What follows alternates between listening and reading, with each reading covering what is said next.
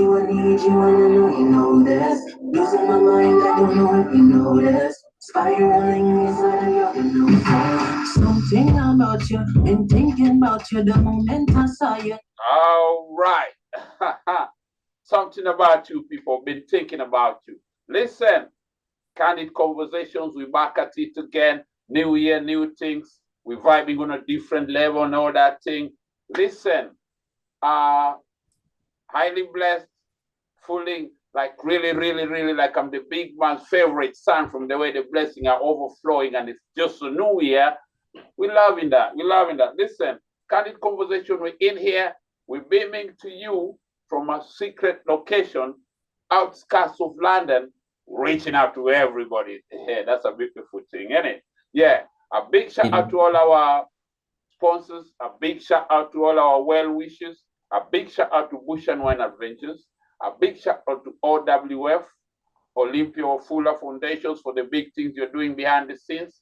A big shout out to my man Jonjo there, Sakata Kandanda Academy. The things you're doing in the society, we love it. We wish we could support even more. We only do what we can. And another one, a big shout out to my man there, Chris Chimano, Sanayetu Mtaani. The things you're doing in the society, we love it and all that. That's 254, where man is from. Listen, Candid Conversation on this vibe. You don't make it easy. So come true, let me talk to you. Tell me everything that I. Yeah. Candid Conversations, you know what we do, yeah? Listen, a big shout out to Rachel, Ryan Rock, my sister there. That's the flag there. So, Candid Conversation, we crisscross around the globe, touching all the artists and everybody. So this time, we touch down in a JA. We are in Jamaica today. Well, not Kingston, my man. We are in Jamaica, in a town called Manchester. Who could have thought about that? Yeah, and we link up with this youth called Urdan. How you keeping, my brother? You all right? I'm good. How are you? I'm fine, thank you, man. A big shout out and yeah, thank you for taking time out of your busy schedule and all that. Give me a minute. Thanks. Boom. Let there be light. Yeah.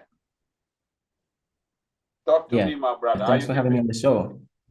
No, thanks to you, and thanks for taking this time.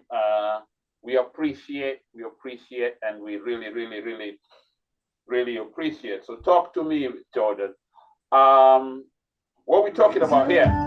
Yes, your heart is my desire, my desire. So that is my song Easy from my new EP, Hypnotized. All right. Yeah. So there's a new EP. That's what we're pushing right now. Yeah? There's an EP out, yeah? Yeah, there's an EP out, yes, called Hypnotized by Jordan. Hypnotized is the EP. Ladies and gentlemen, we are talking to Jordan, a budding artist. He's got a new EP out called Hypnotized. Check it out. It's on all your favorite streaming platform. Go Spotify, add it on your playlist and them things right there.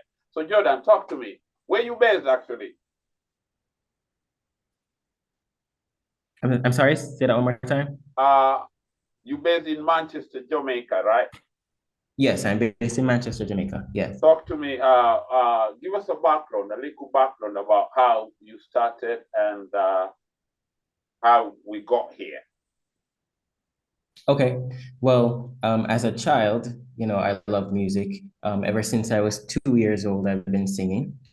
According to my mom and my siblings, I would sing my mom's CDs and dub plates from dances that would play like soul songs, Celine Dion, Shania Twain, all those artists. I would sing those as a child, and then as I grew, around the age of 6, I started to play around with poetry and writing. English literature was my favorite subject in school.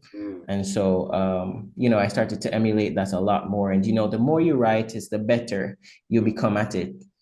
And at the age of 12, 13, I started to, go into recording studios, trying to expose myself to, equipment and so forth. At that time, I formed a little singing group, and we would write songs every day in school. Every chance we get, lunchtime, I before know, by the school. break, somebody's banging on the desk, you know what I mean? Yeah, that I just know them things, freestyling and stuff.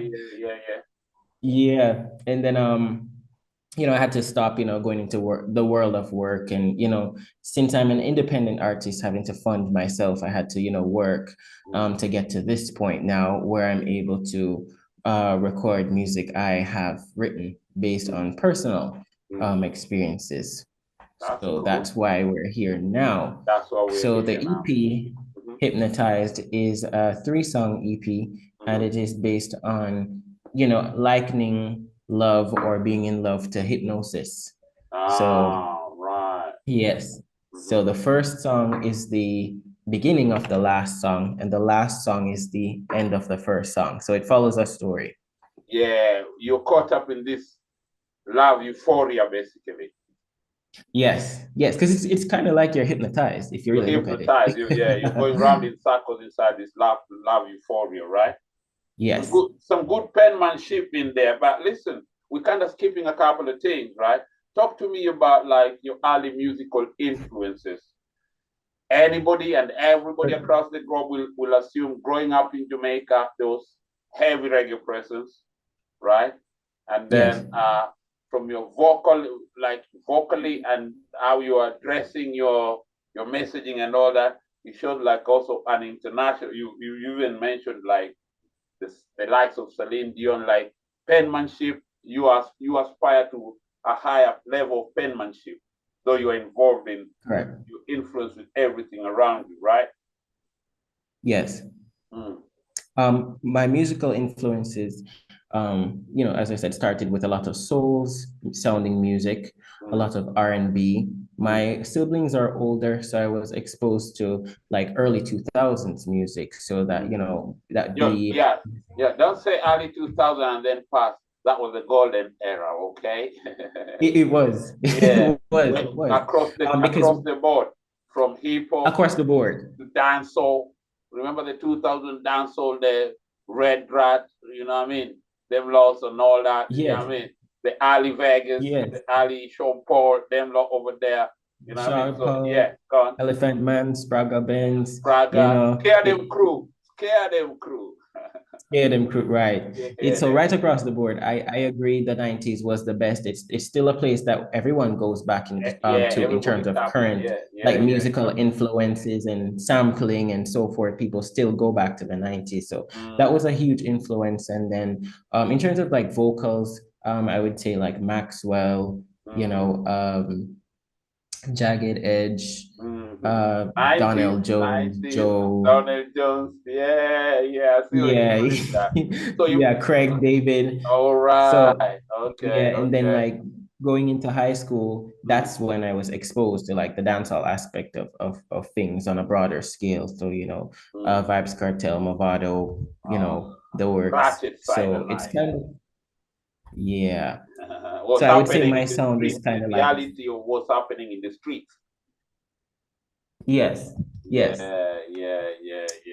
I see that. So in the house, basically, what you're telling us is in the house when you were growing up, it was all the love songs and all the proper ballads, gospel songs, love ballads playing. But when you go out in the streets, it's Vibes Cartel and them rares going out on the streets and all that. So you borrow from all that, yeah? Yes. That's a beautiful thing, my brother. That's a beautiful thing. So at 13, you say? 13, that's when you went to the studio to record for your first time? For the first time, yeah. When I was in a small group. I think this was probably like 2012. Wow. Yeah. Okay. And that how was that? How was just the whole? Because there's always as an artist or as somebody who's involved in music, because got a love for music, yeah. There's Yes. you and your mates fanging on the you know what I mean. There's all that lunchtime thingy. There's all the the when you pan yard where there's a cipher thing pan yard where your man gas you like say that again. Then Yeah.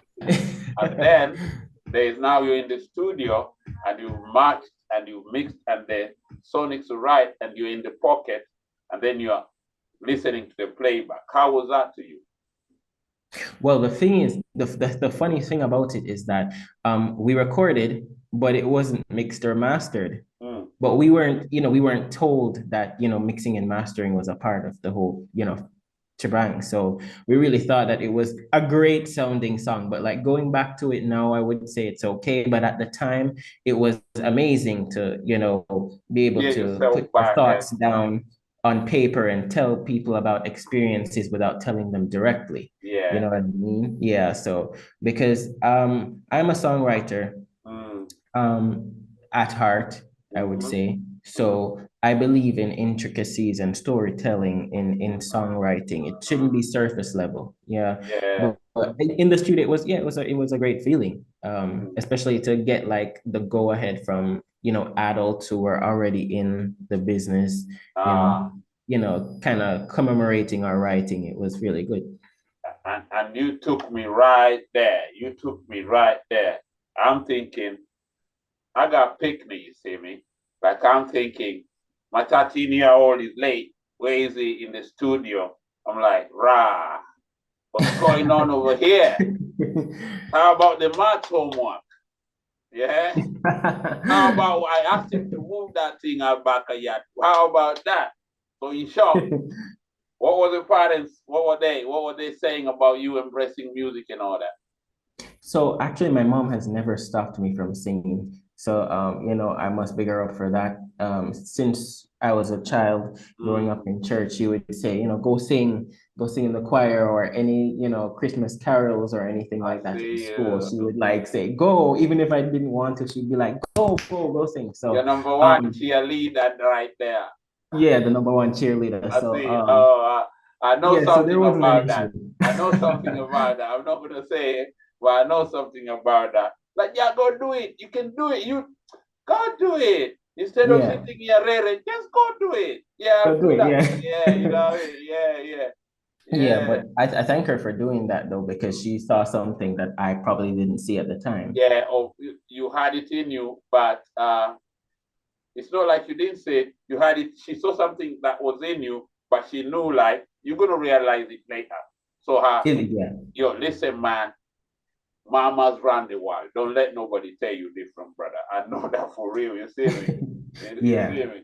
So basically, when you were starting, there was support from home and all that. Yeah. Yes, there was support from home. That's a beautiful thing. So, Yeah. what was the first song that you wrote and you felt like the reception was good? Like, or when was it even before you stepped on the dance floor or before you did your thing? Like, when man was telling you, oh, you know how you're with your man and then you drop a band, they're like, yo, Jordan, that was sick, you know.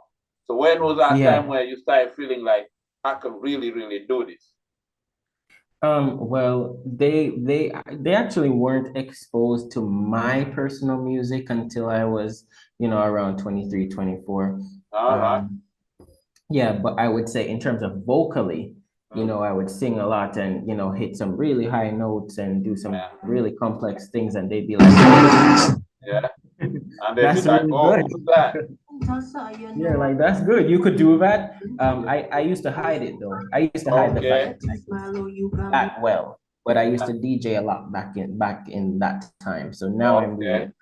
the singing aspect because in Jamaica singing it as boys singing is not really like praised, it's more of like you gotta do Sing days. sports, I know in Jamaica it's sing days. Sing sing days. it right. Yeah, you see what I'm saying. I know what you're talking about. Like, yeah, you might have the vocal aspect of the vocal tonation of it all, but if you're not a sing day, if you can't marry it to the kick and the snare, then what you Yeah, telling us type of situation, right? So that was one of them. right. So you hid it for a while, you say. Yeah, I hit it for a while. Mm. Yeah. Yes.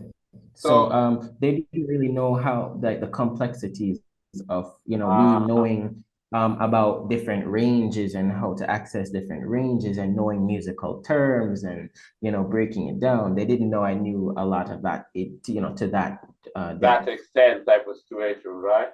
And Yeah. what happened, like, what was the reception of your thing, of your first song? Like, is this your first EP? Sorry to This ask. is this is my first EP, but the Wow. song Hypnotize Me is the first song I've ever recorded You don't sound like that, my professionally and brother. mixed and mastered. Yeah, you sound like a veteran in this thing, my brother. Telling you the truth, you don't sound like this is it. This is your first one. No, no. Sure. Yes, I am. Anytime you walk past you, me can bet Big anybody tune. say your eyes just a Oh my wonder. God. I bet you got a lot to say, I wanna think out loud, but your heart just a ponder. Fancy from another school days when I was younger. And too shy, so me never want to lose focus, but sing now I'm older. So Listen, reminds me of my first love, when we was a picnic. Yeah, that was the inspiration behind the I song. tell you, anytime you walk it took me right back there. anybody say your Yeah. eyes just a wonder. I bet you got a lot to say, I wanna think out loud, but your heart just a ponder. Fancy from another school days when I was younger. And too shy, so me never want to lose focus, but sing now I'm older. So when you gonna hold my hands and touch my face, I'll decide when we choose the place. Can't wait. It's your way to love, loving, secretly loving you. You've been secretly loving me. The energy is too strong to stay on land. We have to take it out to sea. We have to take it out to sea. Yeah, so Yeah. listen, my brother, that one there, yeah, resonates with me. You know what I mean? Yeah. It feels like that first love, that puppy love. You know what I mean? Yeah. Yeah. Where now you can stay out until 9 o'clock at night. You know them ones there. Yeah. Yeah. Cause That was yeah, them ones there where you can stay out a bit late, but you still yeah. got, you know what I mean? But so yeah, them ones there. And That that's was the what inspiration that behind the was the song. inspiration behind that, yeah? Yeah, kind of like you like somebody, but like you're being coy about it, so you just admire from afar, Mm-hmm. not wanting to say much, and Mm-hmm. the voice that you hear in the beginning of the song, that's the voice of Leah Kay. She's one of my best friends and my writing partner. All So she was right. the one who sent it to me first in Mm. the first verse and the chorus, and then I just added onto it and it became this. Shout So, out, and I what's your name must, again? Leah K. Shout out to Leah K. That's some vibes right Yeah. there. That's some proper vibes right there, right? Yes, and it was mixed and mastered by J Edge, Mm-hmm. J Edge of Jaw Records. Shout He's out to worked with J quite a Edge lot of of, Jar Records. yeah, shout out to J Edge. He's an amazing talent.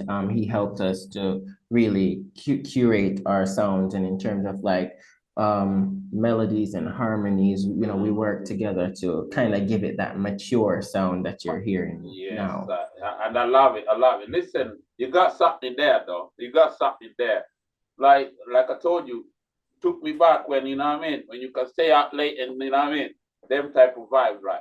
So you saying you're a songwriter, right? Take me Yes. through your writing process. Do you always tap into real life, or what is it? Are you a live observer, or what is it? What's your muse as a songwriter? Well, as a songwriter, songwriters are storytellers, as you know. So Mm-hmm. we can really sing about something Tap that in. is not happening to us, But for me, my writing has always incorporated a part of my life and what I'm going through Mm-hmm. now. In terms of the I would say the way I write, melodies come to me first, and it's generally in the most inopportune places that it comes to me. So I'll be doing the dishes or taking a shower or driving or in the supermarket. So you have to grab your phone real quick and like record the I melody and see so you. like no one hears Yeah, you. you know, now you're looking like a weird person. He's like, Ma, did you see what he just did? No, he went to the corner and he started talking to himself. No, he's talking Yeah. to a phone. No, nobody called him. I'm sure nobody called him. He's talking to himself. Look, look. Then one there, yeah. Them ones, right? And So then you can so the hit. melodies will come first, Yeah. So the melodies and come. then yeah, and then the words will Oh my God. follow. So you've been doing something and And then you just start humming and humming and you're humming on repeat and then you just excuse yourself and then you just go. yeah, and Yeah, you yeah, keep building and building on it. So yeah. this song that you're hearing way too long. We wrote it in 2020, Mm-hmm. and Hypnotize Me was written in 2017. Ah, and see how the whole Yeah, story so marries together, isn't it? right, I'm Yeah. the kind of person that will go back and Mm. change verses. So, if I Ah, don't you're a like it, I'll rewrite perfectionist. it. I'll rewrite it. I'll rewrite. Yes, I'll rewrite it until it connects. Yeah, So, that's a beautiful thing, my brother. That's a beautiful thing. So all this Hypnotize the EP is available on all streaming platforms. Yeah. all streaming platforms and also my Vivo channel is All right. Jordan. That's Jourdan Vivo Mm-hmm. on YouTube. All right. Listen, people. Candid Conversations. We're talking to Jordan, based in Manchester, Jamaica. Check him out on all the links down below. We're gonna put the links down below. All his Vivo, all his IG, and all the things there. We're gonna put it down below. Talented songwriter. The EP Hypnotize is available on all streaming platforms. So add that one on your playlist and them things right there.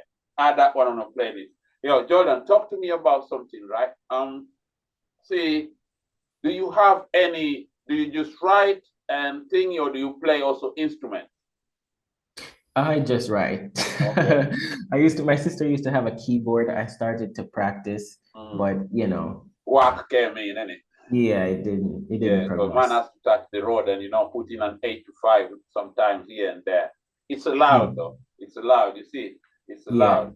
So, who I'll be honest with you. When I'm listening to this one, there's a bit of Chris Martin kind of vibe showing up there. You see what I'm saying? Hmm. Them like proper. It's not gangster, but it's current love tune. You see what I'm saying? Yes. That's it, and it's a refreshing thing. Thank you. We Thank got you. this here. Something about you, been thinking about you. The moment I saw you, knew I was made for you. I can still hear your voice in my head. Girl, way that you smile, oh, you got me like damn. All I know is that I want to see you again. Just give me your number, I'll give you the pen. Call you on the phone, I got something to say. Wanna hold on to you, tryna make you my babe. I would like it if you walk away. I ain't tryna come at you subliminally. I know I'm not the only one that's feeling this way. I won't hold my feelings. Tune, tune, tune, tune. But you don't make it easy, easy, easy. Big bad tune. Hypnotize the EP. It's available on our streaming platform. My man Jordan, talk to me about this one here. What's going on in here? All right. So this song was produced by J Edge of Jaw Records. It's his beat. Yeah. I wrote this song entirely by myself, and it was about it was written from a standpoint of, I would say, dilemma. So when you like somebody and it's like you're convincing them, telling them all the things that they need to hear in order for them to, like come over here, be with me. But at the same time, they're not making it easy. So that's why it's titled Easy. And So it's easy, I but chose an they're not Afro. making it easy. Right. So and I don't know if you noticed, but each song has a reference to hypnosis. So there's a line in it that says spiraling inside of your hypnosis. Yes. And the other two songs also have lines referring to hypnosis as well. So they're connected. But I chose the Afrobeat as like an introduction because, you know, Jamaica is a part of Africa, you know. That's where we came from. It's originally. Yes, and yes, listening to Afrobeats especially, it's almost as if it feels like an innate connection. Home away from home. Yeah, it's like a home it's like food from your neighbor. Yeah, yes. Yeah, see, so I know exactly what you're talking about. Yeah, so I wanted to you know, emulate that as an introduction, you know.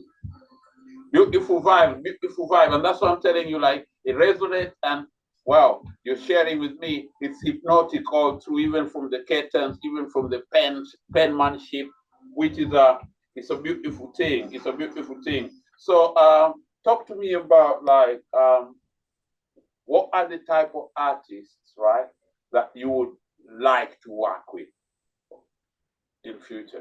Well, so I'm a big music person, so I listen to everything, even country music.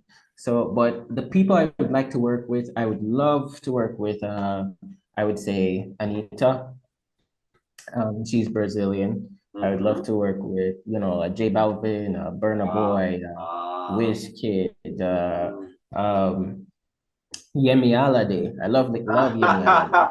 Yemi Alade, that's listen. Yeah. I see where you're going with that one. Yeah, Yemi Alade is one of them. She's like levels of their own. Like she's a queen. She's a god. You know? Yeah, she's a queen in her own thing. Like, yeah, you must know a lot about Afrobeat because not a lot of people know how huge and massive like the contribution Yemi Alade has. And shout out to Yemi Alade, honorable mention.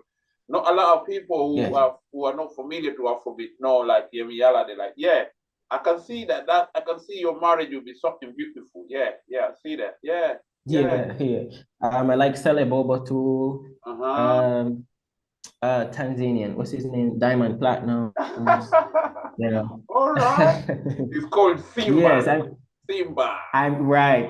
Yeah, I'm deep in the vein of Africa because you know how you gonna know where you're going if you don't know where you came from. You know? Yeah. And I'm listen, you just made my day. Like you from there, but you've done your homework type of situation. You know them ones there, yeah?